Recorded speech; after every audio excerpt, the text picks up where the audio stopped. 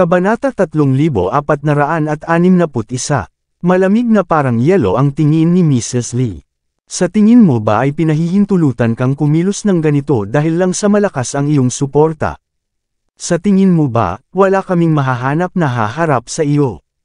May sasabihin ako sa iyo. Ang mga lungmen ay puno ng mga eksperto. Ikaw ang may kapangyarihan sa pagkakataong ito, ngunit talagang pupunta ka ba sa aming mag-asawa? Hindi ka tama. Kilala mo ba ang mga taong nakatayo sa harapan mo ngayon? Malamig na tumawa si Mrs. Lee. Hayaan mong ipakilala kita sa kanila.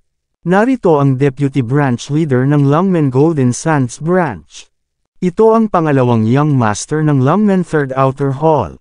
At narito ang alagad ng Lungmen Law Enforcement. Mahusay na mga status. Isang dosenang tao ang nakatayo habang nakataas ang kanilang mga ulo nang tawagin ni Mrs. Lee ang kanilang mga pangalan. Pinandilatan nila ng mata si Harvey York na ang mga ekspresyon noon. Nakuha niyang muli ang kanyang lakas ng loob dahil sa mga taong iyon. Pinikit niya ang mga mata bago naglakad patungo kay Harvey na may malamig na ngiti sa labi. Lahat sila ay mga figure ng lungmen. Malalim rin silang konektado sa lungmen. Sa tingin mo kaya mo kaming labanan? Ang lungmen ay isa sa 4 na haligi ng H-Country. Ang Floatwell ay ang lugar ng kapanganakan ng lungmen. Sinusubukan mo bang subukan ang iyong lakas laban sa amin? Sa tingin mo ba malakas ka? Nasisiraan ka na ba ng bait? Ang mga tao sa likod ni Mrs. Lee ay nagpakita ng mapagmataas na tingin pagkatapos marinig ang kanyang mga salita. Ang lungmen ay itinuturing na may pinakamalakas na martial arts na nabubuhay.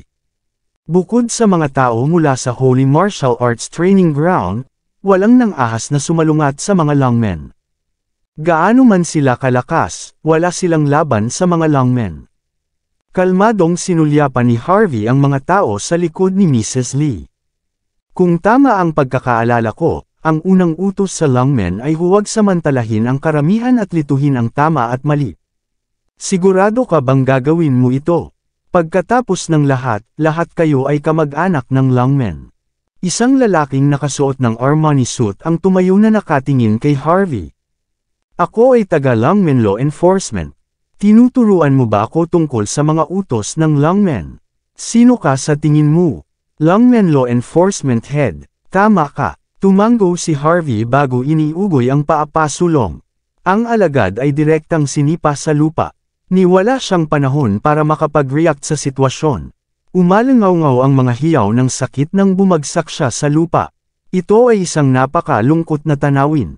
Sampal. Bago pa man makagapang pabalik ang lalaki ay sinampal na naman siya ni Harvey. Sa sandaling ito, kumalat ang malamig na hangin sa buong lugar.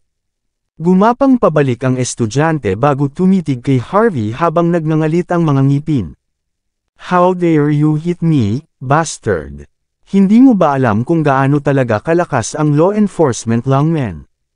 Nagawa mo na, at hindi lang ikaw. Soon, susunod din ang buong pamilya mo. Huhukayin ko pa ang mga ninuno mo at bam! Inihagis ni Harvey ang badge sa mukha ng estudyante bago pa man niya matapos ang kanyang pangungusap. Natigilan ang alagad sa isang iglap. Bakas sa mukha niya ang ganap na kawalang paniwala nang makita ang badge. Sa sandaling ito, naunawaan niya kung bakit lilipat ng panig si Dylan Lee. Agad niyang binagsak ang tuhod sa lupa.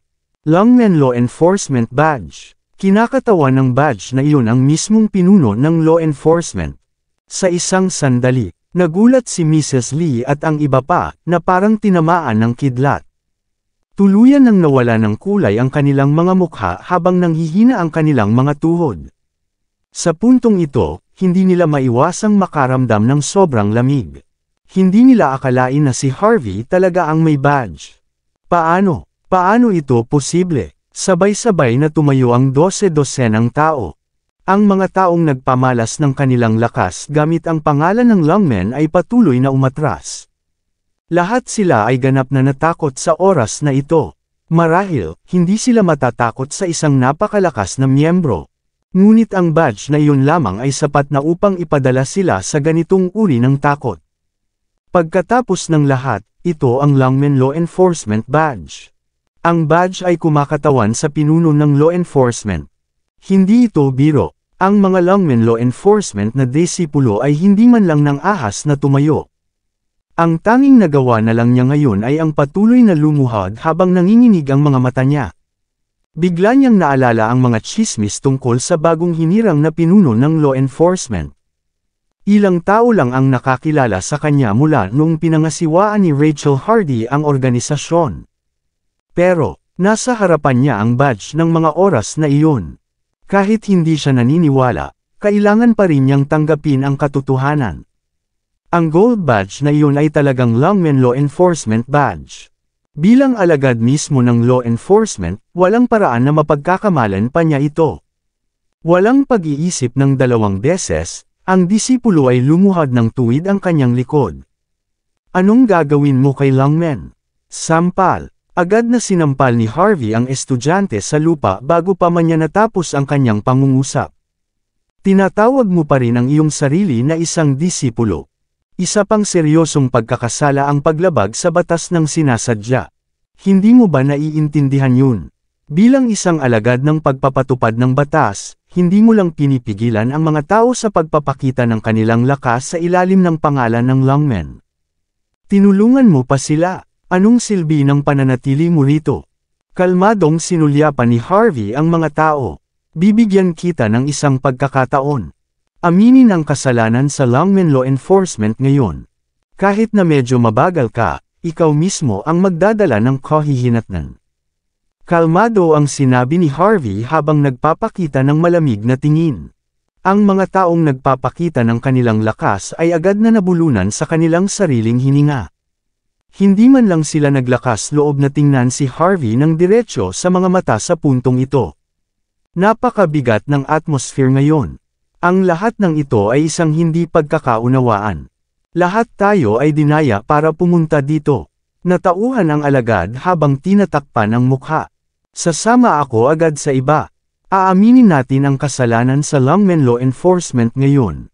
Ang alagad pagkatapos ay sumuray-suray paalis sa lugar. Tapos, sinulyapan niya ulit si Harvey.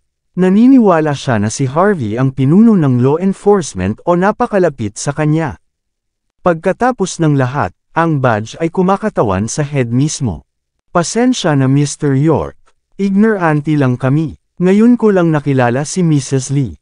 Tama, dito lang kami kumain. Hindi ko pa siya gaanong kilala. Asawa ng pinuno ng sangay ng lungmen Floatwell. Wala siyang karapatang imbitahin tayo dito. Ang mga aksyon ni Ginang Lee ay hindi mapapatawad. Lahat kami ay sumusuporta sa iyo sa pagkuha ng hustisya para sa iyong hipag. Agad na pumanig ang lahat habang galit na galit silang humihingi ng paumanhin, pilit na nilalayo ang kanilang sarili kay Mrs. Lee. Pagkatapos ng lahat, ito ay isang pagpipilian sa pagitan ng lungmen law enforcement o ng lungmen Floatwell branch. Ang pagpili ay malinaw, hindi tanga ang mga taong iyon. Ang mga disipulo mula sa sangay ng Floatwell lungmen ay napuno ng kawalan ng pag-asa. Alam nila kung ano ang kinakatawa ng lungmen law enforcement, ngunit hindi nila inaasahan na agad nalilipat ng panig ang kanilang mga kaalyado nang makita ang badge. Nawalan ng kulay ang magandang mukha ni Mrs. Lee. Mariin niyang ikinuyom ang kanyang mga kamao, na halos bumao na ang mga kuko sa kanyang mga palad. Matapos sipain ang ilang bodyguard mula sa pamilya Lee habang naglalaro ng badge, mahinahong lumapit si Harvey York kay Mrs. Lee na nakangiti. Bakit hindi mo sinabi sa akin kung sino ang kakalabanin ko ngayon, Mrs. Lee? Tanong ni Harvey sa mahinahong tono. Ngunit sapat na ang bawat salita para mamulat ang mga mata ni Mrs. Lee at bumilis ang tibok ng puso niya. Ano ang gusto mo, binata? Lumala ang ekspresyon ni Mrs. Lee. May balak ka ba talagang awayin ako? Natakot si Mrs. Lee nang makita niya ang badge. Pero alam niya na hindi niya kayang lumuhod. Bukod sa kanyang pagmamalaki at dignidad bilang asawa ng pinuno ng sangay ng lungmen Floatwell, malakas din ang kanyang suporta sa likod niya. Napakalakas din ng taong iyon. Ibinaluktot mo ang katotohanan at binugbog ang aking hipag, sinubukan mo pang punitin ang kanyang damit, na naging sanhi ng kanyang mental at pisikal na trauma. Kalmadong kinuha ni Harvey ang isang revolver mula sa isa sa mga bodyguard ng pamilya Lee bago tinanggal ang safety lock. Natural lang na pilayin ko ang mga braso at binti mo sa ngalan niya, tama ba? Ikaw ba mismo ang gagawa? O gusto mo bang tulungan kita? Ang mga talukap ng mata ni Mrs. Lee ay galit na galit. Tuloy-tuloy ang pagkibot ng gilid ng bibig niya habang nakatitig kay Harvey. Hindi ko alam kung saan mo nakuha ang badge na iyon, anak. Bilang isang taga-lungman, aaminin ko ang pagkatalo ko. Pero hindi ibig sabihin na mahina ako. Hindi rin ito nangangahulugan na magagawa mo ang anumang gusto mo. Binabalaan kita, mas mabuting huwag mo akong awayin. Kung gagawin mo, ang mga tao sa likod mo ay magkakaroon ng malaking problema. Kahit na ikaw ang pinuno ng law enforcement, may ngiti sa mukha ni Harvey. Tinatakot mo ba ako? Tapos, dapat may tao sa likod mo, di ba? Matapos marinig ang mga salita ni Harvey, halos mabali ang ngipin ni Mrs. Lee, nagngangalit ang kanyang mga ngipin sa galit. Ako ay kabilang sa kay ika-13 young master. Sigaw ni Mrs. Lee na may nakakatakot na tingin. Napabuntong hininga ang lahat. Walang nakakaalam na may ganoong relasyon si Mrs. Lee kay Joseph Bauer. Si Joseph ang pinakamahusay na kandidato na bumangon sa tatlong kahalili ng pamilya Bauer. Sa oras na ito, walang nang ahas na pagdudahan si Mrs. Lee. Sa gayong mga kalagayan, sino ang maglalakas loob na pangalanan si Joseph bilang isang tagapagtaguyod kung talagang wala silang kinalaman sa kanya? Ngumiti lang si Harvey. Ito ay isang maliit na mundo. Ika-13 young master. Mukhang walang pakialam si Harvey. Si Joseph. Oo, tama iyan. Dapat alam mo kung ano ang ibig sabihin ng pangalan na iyon. Sigaw ni Mrs. Lee na may diretsyong tingin. Naisip ni Mrs. Lee na hindi niya kailangang patunayan ang relasyon nila ni Joseph. Ang kailangan lang niyang gawin ay sabihin ang kanyang pangalan. Sa kanyang mga mata, ang pangalan lamang ang dapat na nakakatakot kay Harvey. Kung tutuusin, ang dating pinuno ng pagpapatupad ng batas ay isa lamang sa mga mandirigma nito. Habang si Mrs. Lee ay ngumiti ng malawak na may mahinang ngiti sa kanyang mukha, inihagis ni Harvey York ang telepono sa lupa. Pakiusap, bibigyan kita ng pagkakataon. Tawagan ang iyong young master. Tanungin mo siya ng maayos. Tingnan natin kung handa siyang suportahan ka ngayon. Natigilan si Mrs. Lee. Hindi niya inaasahan na mananatiling ganito kakalmado si Harvey kahit marinig ang pangalan ni Joseph Bauer. Ang sabi, wala siyang panahon para isipin iyon. Sa ganoong sitwasyon, wala siyang ibang pagpipilian kundi ang tumawag sa numero. Pagkaraan ng ilang ring, kinuha ang telepono bago narinig ang isang di kalayo ang tunog. Sino ito? Magalang na yumuko si Mrs. Lee kahit na nasa kabilang side siya ng telepono. Ako si Mrs. Lee mula sa sangay ng Lungmen Flutewell. Nagka-problema ako sa may hawak ng Lungmen Law Enforcement Badge. Gusto niya akong maparalisa. Lungmen Law Enforcement. Parang walang pakialam si Joseph. Simula kailan nagkaroon ng karapatang ipagmalaki ang kapangyarihan ng isang taong may badge sa Flutewell? Proud na pinandilatan ni Mrs. Lee si Harvey na parang nanalo. Kalmadong ngumiti si Harvey. Sabihin mo sa kanya na hindi lang ang taong may badge ang kinakalaban mo. Sabihin mo na kinakalaban mo ako, si Harvey York. Hindi alam ni Mrs. Lee kung saan nakuha ni Harvey ang lahat ng lakas ng loob na iyon, sa pag-aakalang mas kahanga-hanga ang kanyang pangalan kaysa sa badge mismo. Young Master Bauer, lalabanan ko ang isang lalaking nagngangalang Harvey York. Siya ang nagpapakitang may badge. Sinabi pa niya. Isang mabilis na hininga ang lumabas kay Joseph pagkatapos ng mahabang katahimikan bago nawala. Habang si Mrs. Lee ay puno ng saya, isang malayong boses ang muling tumunog. Good luck with that, malamig na sagot ni Joseph. Beep, beep. Na-disconnect bigla ang phone, natigilan si Mrs. Lee. Good luck. Ano ang ibig niyang sabihin doon? Sa wakas ay naunawaan ni Mrs. Lee pagkatapos ng mahabang sandali. Siya ay nag-iisa. Sa puntong ito, kahit si Joseph ay hindi makapagliligtas sa kanya. Hindi maglalakas loob si Joseph na labanan ang lalaking nasa harapan niya. Wala siyang ibig sabihin. Hindi lang si Madam Lee kundi ang iba ay naging sobrang tamlay na din. Walang nag-iisip na hindi magagawa ni Joseph na takutin si Harvey. Ngunit kahit na binanggit ang pangalan ni Harvey ay naging maingat si Joseph. Sino ang lalaking ito? Maging ang ika-13 young master ay natatakot sa kanya. Ang lahat ay nagpunas ng kanilang mga noo at napagtantong sila ay pawis na pawis. Lihim silang natuwa. Kung hindi sila sumuko ng maaga, matatapos sila. So, tapos ka na ba? Nagload si Harvey ng ilang bala sa kanyang revolver at ngumiti kay Mrs. Lee. Nagdilim ang mukha ni Mrs. Lee sa isang iglap. Sino ka? Galing ka ba sa 5 nakatagong pamilya? O nangungunang 10 pamilya? Isang tao mula sa Holy Martial Arts Training Grounds. Hindi ko na matandaan ang isang tulad mo dati. Hindi makapaniwala si Mrs. Lee. Hindi siya makapaniwala na may isang tao, na nanggaling sa kung saan, ay nagawang sugpuin si Joseph. Nais niyang malaman ang katotohanan, kahit na ito ay nangangahulugan ng kanyang kamatayan. Maraming salamat sa lahat ng sumusubaybay. Please subscribe and follow my YouTube and Facebook channel, Pilipino Novel. Maraming salamat po. Kabanata 3465. Sino ako? Casual na itinaas ni Harvey York ang kanyang revolver at tinanggal ang safety lock. Pagkatapos, malamig siyang ngumiti bago inilagay ang puwitan ng revolver sa kamay ni Mrs. Lee. Hindi ko ba sinabi sa'yo? Ako si Harvey York. Ako ang hipag ni Cynthia Zimmer. Nandito lang ako para ibalik ang hustisya para sa kanya. Maya-maya pa, mahinahong hinayla ni Harvey ang gatilyo. Tumagos ang bala sa palso ni Mrs. Lee. Naghiyawan sa takot ang mga tao bago nila tinakpan ang kanilang mga bibig. Walang nag-iisip na gagawin talaga ni Harvey ang sinabi niya ng walang pag-aalinlangan. Kung tutuusin, natural lang iyon. Kahit si Joseph Bauer ay walang halaga sa kanya. Lalo na si Mrs. Lee. Nagagawa niya lahat ng gusto niya. Bahagyang nanginig ang katawan ni Mrs. Lee habang nagsisigawan ang mga tao. Sa sandaling iyon, ang pagkabigla ay ganap na natatakpan ang sakit. Hindi na siya nakabalik sa kanyang katinuan nang makitang paralisado ang kanyang kanang kamay. Naging maayos ang mga bagay-bagay para kay Mrs. Lee sa nakalipas na ilang taon dahil sa suporta sa likod niya.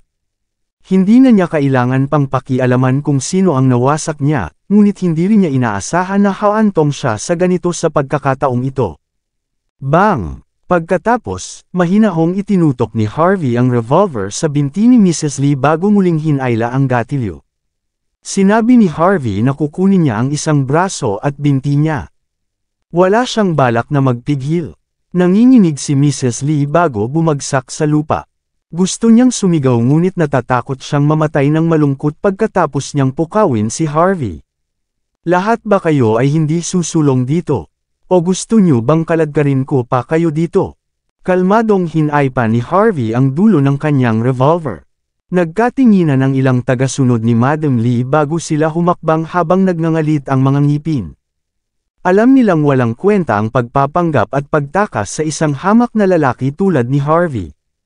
Si Harvey ay hindi nag-aksaya ng oras sa pagsipa sa kanila bago hinayla ang gatilyo, hindi na makagalaw ang kanilang mga braso at binti. Sa ngayon, walang pakialam si Harvey. Bukod sa pag-reload ng mga bala, wala siyang ibang ginawa. Buong lakas na tinakpan ng mga tagasunod ang kanilang mga bibig. Wala silang lakas ng loob na magbitaw ng kahit isang sigaw. Palagi nilang ipinagmamalaki ang kanilang awtoridad sa tabi ni Mrs. Lee upang samantalahin ang iba. Lagi nilang kinukutya ang mahihina na humihingi ng awa. Ngunit hindi nila inaasahan na sila rin ay magdaranas ng parehong kapalaran. Never in their wildest imaginations would things end like this. Kung ano ang mangyayari, mangyayari. Bang! Pagkatapos, inihagis ni Harvey ang baril kay Dylan Lee. Gusto ko ang $1.5 milyong mula sa lahat ng nandito at ipadala kay Cynthia. Gusto ko ring humingi ka ng tawad sa kanya, mahinahong utos ni Harvey. Tandaan, maging sincere ka dyan, kung may kahit kaunting pahiwatig ng kawalan ng katapatan na nagmumula sa iyo. Kung gayon, dapat ka nang pumili ng isang libingan na iyong hihigaan. Maya-maya pa, tumalikod na si Harvey at umalis sa Shangri-La Hotel. Hindi siya mapakali kung paano naalagaan si Madam Lee at ang iba pa. Sa mga salita ni Harvey, at si Dylan na kumikilos bilang kanyang mensahero. Lahat ay pupunta sa kanyang paraan. Kung wala ang suporta ni Joseph, hindi lamang si Madam Lee, sayang kahit na ang pinuno ng sangay ng Longmen Floatwell ay mag-iisa. Sa huli, ang mga Longmen ay pinamumunuan pa rin ng law enforcer kahit gaano pa sila kalakas. Pagkatapos ng lahat, sila ang pinakamakapangyarihang organisasyon ng Longmen. Sa oras na ito, sa loob ng tahanan ng Bauer, binasag ni Joseph ang kanyang cellphone dahil sa galit at takot. Harvey, ang bastos na naman. Matapos marinig ang paghingi ng tulong ni Mrs. Lee, alam na alam ni Joseph na kung hindi niya ito poprotektahan, hindi siya mawawala ng reputasyon ng ganoon kadali. Pero marami rin ang papanig kay Harvey matapos na malaman na takot si Joseph kay Harvey. Sabi nga, dehado talaga si Joseph pagkatapos ng nangyari sa bagong distrito ng Floatwell. Mayroon pa rin siyang ilang mga bagay na mahirap unawain na pilit niyang inaayos. Kung patuloy niyang hahamunin si Harvey, tiyak na haharapin niya ang isang all-out war na naghihintay sa kanya. At kung nangyari iyon, buo ang paniniwala ni Joseph na tiyak na sasamantalahin ng kanyang dalawang kapatid ang pagkakataon na sirain siya minsan at magpakailanman. Lahat ng pinaglalaban niya ay mauubos. Kaya naman, walang ibang mapagpipilian si Joseph kundi hayaan si Mrs. Lee na alagaan ang sarili. Papatayin kita kapag nakakuha ako ng kapangyarihan, Harvey. Ito ang unang pagkakataon na nadama ni Joseph ang labis na kawalan.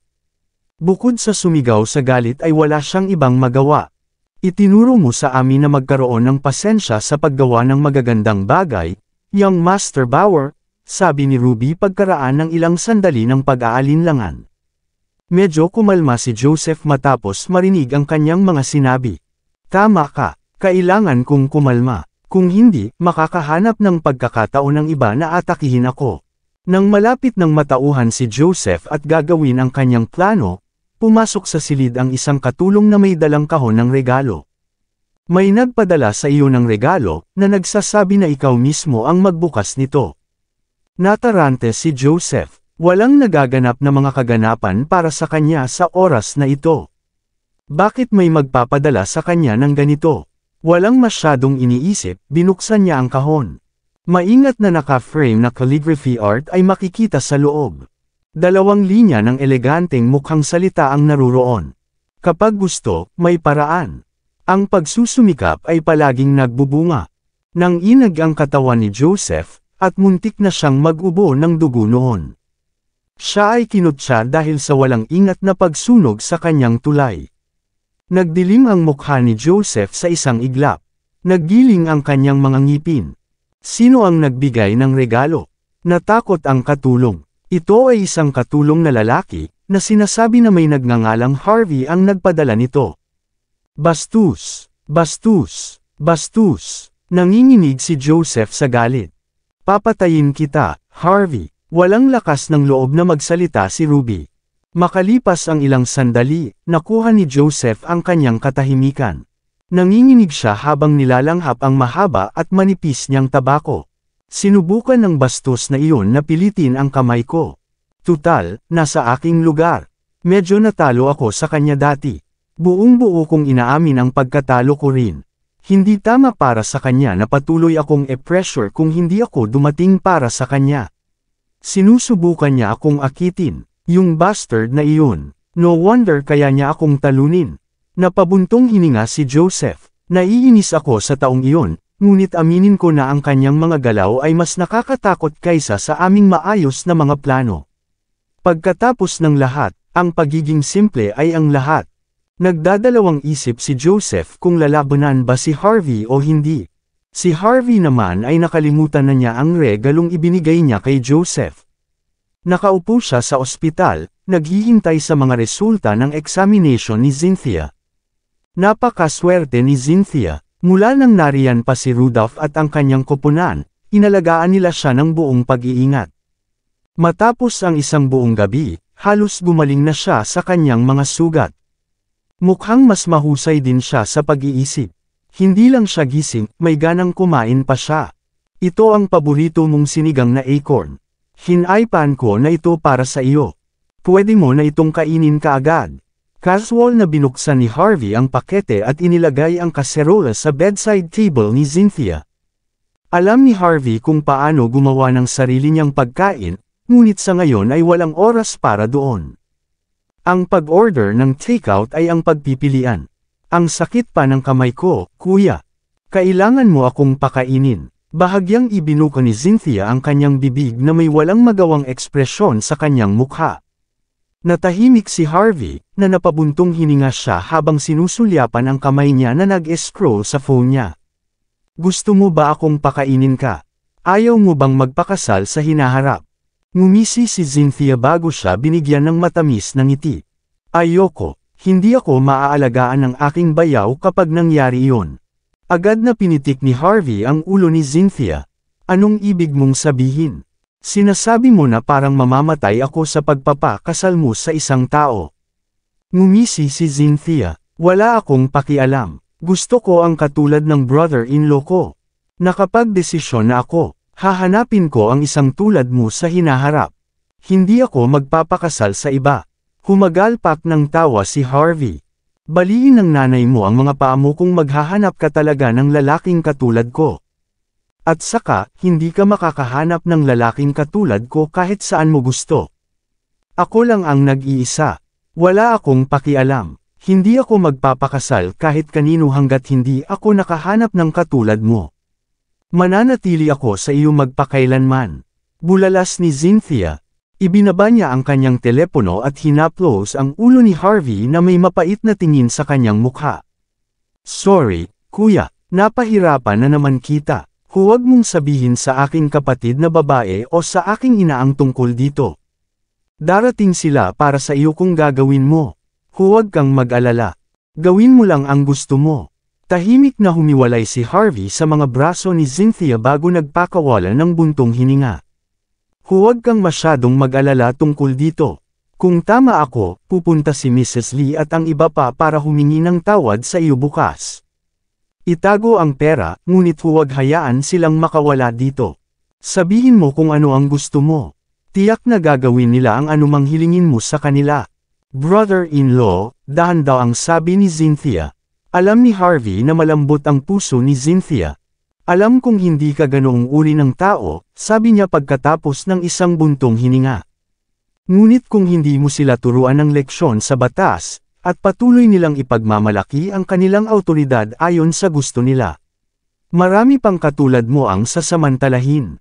Hindi ka mapapadali dito, kahit na sinusubukan mo lang silang turuan ng leksyon. Pagawain sila ng kahit anong gusto mo.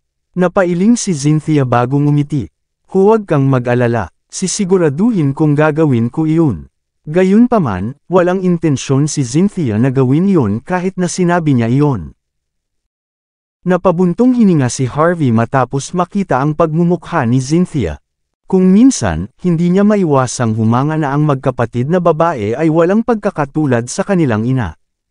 Ang isang hindi mapaglabanan na babae tulad ni Lillian na makapagsilang ng 2 anak na babae na may magandang asal ay isa ng pagpapala. Sa puntong ito, alam ni Harvey na hindi na niya kayang magbiro kay Cynthia tungkol dito. Mabuti, hindi ko gagawing mahirap para sa iyo, sabi ni Harvey pagkatapos ng isang buntong hininga. Huwag kang mag-alala, natanggap na nila ang kanilang parusa. Sabihin mo na lang sa kanila na lumuhod buong araw bukas. Mabuti, makikinig ako sa iyo. Nakahinga ng maluwag si Cynthia. Maya-maya pa ay may naalala siya. Kamusta si Larissa? I heard he acts sluggish all the time. Hindi dahil binaril ko siya, di ba? Ang mabait na dalaga ay hindi maiwasang mag-alala sa kanyang kaibigan. Hindi ko alam. Ngumiti siya, ngunit ang pagbaril ay malamang na hindi gumawa ng anumang pinsala sa kanya.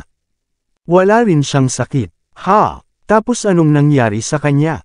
Nagulat si Cynthia. Nagulat lang siya, di ba? Maaga siyang gagaling. Ngumiti siya. Nasugatan lang siya ng pagkabaril mo sa labas. Halos walang mali sa kanya.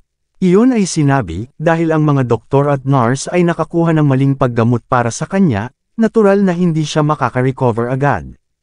May mga bagay na hindi kayang gawin ng Western medicine. Baka magkaroon tayo ng pagkakataon na pagalingin siya kung may kinalaman sa Eastern medicine. Agad na iniba ni Harvey ang usapan, ayaw niyang ipagpatuloy ang pagpapaliwanag sa sitwasyon. Ganyan ka ba nag-aalala kay Larissa? Hindi ka ba galit na binugbog ka dahil sa kanya? Napabuntong hininga si Cynthia, at lumiwanag ang maganda niyang mukha. Galit ako, ngunit napagtanto ko na siya ay biktima din. Dahil pareho kaming inosente, bakit ko pa sinusubukan na saktan ang isa't isa? Medyo naaawa din ako sa kanya. Nasaktan lang ako sa labas, pero mas masahol pa siya kaysa sa akin. Ang kanyang pamilya ay mayaman at may mataas na katayuan. Pero hindi naging maganda ang relasyon niya sa pamilya niya. Bukod sa maraming pera, hindi siya inalagaan ng kanyang mga magulang. Muntik na niyang tapusin ang sarili niyang buhay dahil sa depression dahil doon. Iyon ang dahilan kung bakit siya umalis sa universidad at bumalik sa Floatwell. At pagkatapos, nangyari ang bagay na ito. Napatingin tuloy si Cynthia kay Harvey nang may pagdududa. Alam kong hindi pa ito ang tamang oras. Pero nasabi mong napapaligiran siya ng evil energy noon. Kung matutulungan mo siya, kaya mo ba? Mabilis na pinutol ni Harvey si Cynthia bago pa siya makapagpatuloy. Huwag kang mag-alala tungkol dyan sa ngayon. Kumain ka na ng lugaw, aniya pagkatapos ng buntong hininga. Magpahinga ng mabuti. Pag-uusapan natin ang iba pang mga bagay pagkatapos nito. Kailangan ko ring maningil ng utang kasama ang ate mo bukas. Wala akong oras para sa ibang bagay ngayon. Okay. Bahagyang tumango si Cynthia nang walang sabi-sabi matapos makita ang galit na ekspresyon ni Harvey. Kinaumagahan, nagpadala si Harvey ng ilang lalaki para bantayan si Cynthia. Matapos kumpirmahin na hindi na magdudulot ng gulo si Mrs. Lee at ang iba pa, nagtungo siya sa Hearthstone Corporation. Hindi nagtagal, lumabas sa garahe ang kotse ni Mandy, ang Maybach. Ang kotse ay pagmamay-ari ng Hearthstone Corporation noong nakaraan. Ang kotse ay hindi gaanong pinaandar dahil ito ay pag-aari ng CEO ng kumpanya, kaya ito ay parang bago. Umupo si Harvey sa likod na tahimik na humahanga sa sasakyan. Binigyan ni Mandy ng almusal si Harvey matapos siyang makita sa sasakyan bago sinabihan ang driver na magmaneho. Nakipag-ugnayan ka na kay Young Master Bauer. Ibabalik ba niya ang pera o hindi? Napabuntong hininga si Mandy. Ang tatlong Young Master na iyon ay pawang mga kilalang tao ng Floatwell. Ang panganay na Young Master Bauer ang pinakamagaling sa tatlo. Medyo nakahiwalay din siya ng mundo. Karaniwan, mahirap makita siya sa TV, lalo na't talagang makilala siya. Sinasabi nito na mayroon siyang 18 lugar na random niyang pinipiling tirahan bawat araw. Niayaw niyang isuot ang damit na sinuot niya noong nakaraang araw. Lahat ng ito ay para lamang matiyak na hindi siya matutunton. Napangiti ng mahina si Harvey. Si Jeff ay may suporta ng kalahati ng mga pinuno ng Longmen Branch. Kahit kalahati ng 8 inner and outer hall ay nasa kanyang panig. Normal lang na matakot siya na may pumatay sa kanya. Kung tutusin, ito na ang kaso simula pa noong unang panahon. Karaniwan, ang mga taong nakaupo sa isang posisyon na tulad niya ay hindi magkakaroon ng masayang pagtatapos. May magandang pagkakataon si Jeff na umangat sa kapangyarihan dahil maingat siya. Matapos ipahayag ang lahat ng kanyang nalalaman, pagkatapos ay idinagdag ni Harvey na may malalim na tingin. Kung ganoon ang kaso, hindi magiging madali upang makilala siya. Kung gayon sino ang dapat nating makilala? Sa tanong niya, kakaibang ekspresyon ang ipinakita ni Mandy. Magkikita kami ng panglimang ginang ni Jeff. Ginang. Nagulat si Harvey. Napakagatlabi si Mandy. Maraming babae raw ang kasama ni Jeff. Kahit na hindi niya mismo hiningi, nagpa siya ang mga babae na sundan siya ng maluwag sa kanilang loob. Sinimulan noon ng mga tao sa Floatwell na tawagin ang mga babaeng walang pangalan na ma'am. Narinig ko na si Jeff ay may 72 misis, at lahat sila ay magagandang tao. Nagulat si Harvey. Ano ito, Hari? Tinatrato ba ni Jeff ang kanyang sarili bilang isang hari? Binigyan ni Mandy si Harvey ng kakaibang tingin. Ano? Nagseselos ka ba sa kanya? Sigurado akong gusto mong itago ang iyong sarili, tama ba? Si Yvonne, Kate, Yuna at Queenie ay napakagandang pagpipilian. Kung gusto mo, sa iyo rin sina Leslie at Irene. Naningkit ang mga mata ni Harvey sa gulat bago siya mabilis na umupo ng tuwid. Pag-usapan natin ang negosyo ngayon. Maaari bang ibalik ng misis ni Jeff ang pera sa atin? Muling sinulyapan ni Mandy si Harvey, siya ay lubos na nasisiyahan sa kanyang saloobin. Pambihira ang fifth mistress. Ang kanyang pangalan ay Eleanor Stanton. Pangalawa daw siya bilang Miss Hong Kong 8 years ago. Pagkatapos ay pumasok siya sa industriya ng entertainment at ginawa itong artista ng ilang medyo sikat na pelikula. May nagsabi na kapantay niya si Norika Fujiwara mula sa Hong Kong. Nakita ko ang litrato, ganon ang itsura niya. Sabi nga, matagal na niyang hindi na ipapakita ang tunay niyang talento sa industriya. Kabanata 3470. Tumawa siya, judging from what you're saying, dapat superstar na siya ngayon, di ba? Napabuntong hininga si Mandy. Ang industriya ng entertainment ay mas madilim kaysa sa naiisip natin. Tumanggi si Eleanor na matulog sa alinmang mga amo, kaya permanenteng nasa upuan lang siya. Binigyan pa nga siya ng papel na tagapaglinas ng kubeta o biktima ng pang-aabuso. Para sa kanya, sobrang nakakahiya. Nakilala niya si Jeff nang nagkataon at naging isa sa mga babae niya. Pagkatapos noon, hindi na siya nagpakita sa sarili niya. Nandyan lang siya. Curious na tanong ni Harvey. Kung payag lang si Eleanor na maging isa sa mga mistress ni Jeff, may karapatan ba siyang makipag-ayos sa atin? After being with Jeff, he used his authority to tear directors apart.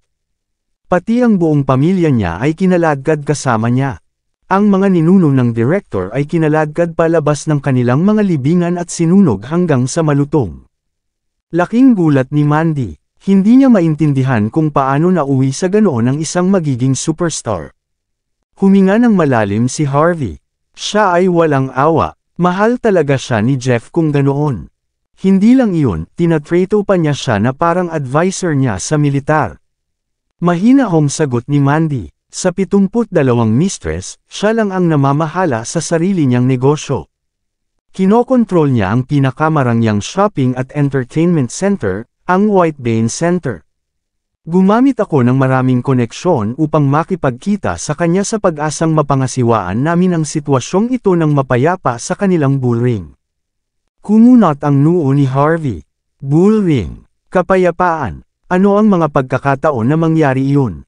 Hindi maganda. Napabuntong hininga si Mandy. Matapos makita ang kasaysayan ni Eleanor, alam niya na ang babaeng iyon ay lubhang nakakatakot.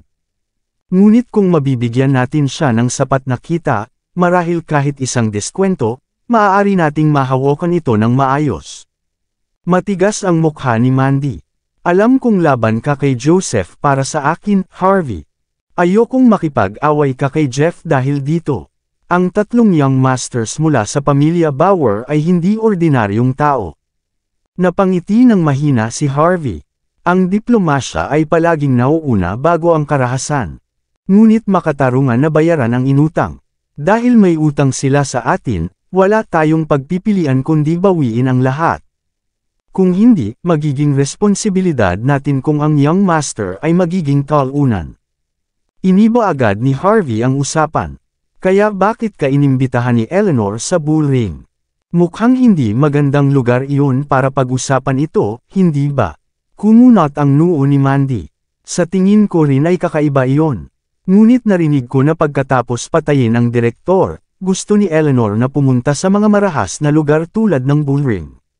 Siya ang nagpapatakbo ng sarili niyang negosyo. Kahit si Jeff ay walang sinasabi dito. Kung ikukumpara sa White Bean Center, mas gusto ni Eleanor ang bullring. Pumupunta siya doon para magsugal twice every month.